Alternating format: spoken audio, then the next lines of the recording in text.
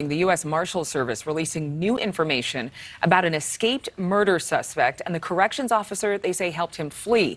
The agency releasing photos of Casey White's tattoos, which they say show a connection to a white supremacist prison gang.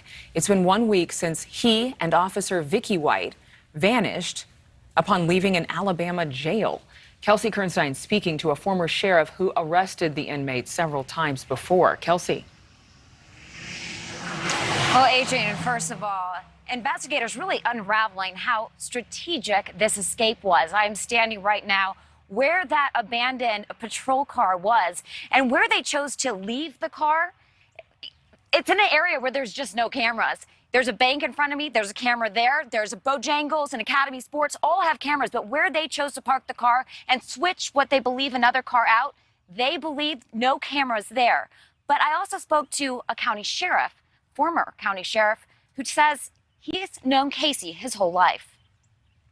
They all had their guns pointed at Casey. He standing out in the middle of the road, had two .40 caliber Glock pistols, one stuck to each one of his temples, threatening to kill himself. That's Mike Blakely, the former Limestone County sheriff, describing one of the many nights arresting 38-year-old Casey White. He told me to call his mama and tell her he loved her.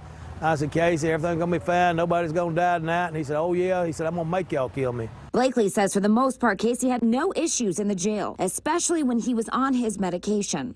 Casey is unstable mentally, and he also is very dangerous when he is on drugs. You know, he was a one-man crime spree the night that we arrested him the last time. Blakely says that same night he escaped law enforcement, hijacked cars, and shot someone. Now these pictures just in from the U.S. Marshal, showing detailed pictures of Casey's tattoos. He's about 300 pounds, 6'9", with hazel eyes. Officials now believe Casey is connected to an Alabama-based white supremacist gang. He would self-medicate himself with meth and any other drug he'd get his hands on. And Between the two and knowing his criminal past, do you think he's the mastermind behind all of this? Females and male inmates, you know, you have to always be on your toes. Investigators confirmed 58-year-old corrections officer Vicky White and Casey had an ongoing relationship for years, believing Vicky would visit him in prison with different aliases. Do you think this woman that he's with, do you think that she is in danger? You know, if she don't know how to handle him, then yeah, I mean, anybody could be in danger around him. And Sheriff Singleton also tells me that new warrants could come out today, saying when Vicky White purchased that Ford Edge, she used an alias, in other words, a fake ID.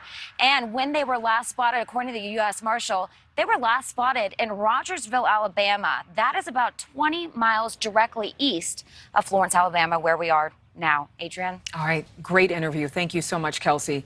And a special programming note. Tonight, tune in to the NewsNation Prime for a 1-hour special of the latest on this entire story. On the Run, airing at 8 p.m. 7 Central Time tonight here on NewsNation. Still ahead. Thank you so much for watching. Make sure to click on the red subscribe button below so you can get more of NewsNation's fact-driven, unbiased coverage.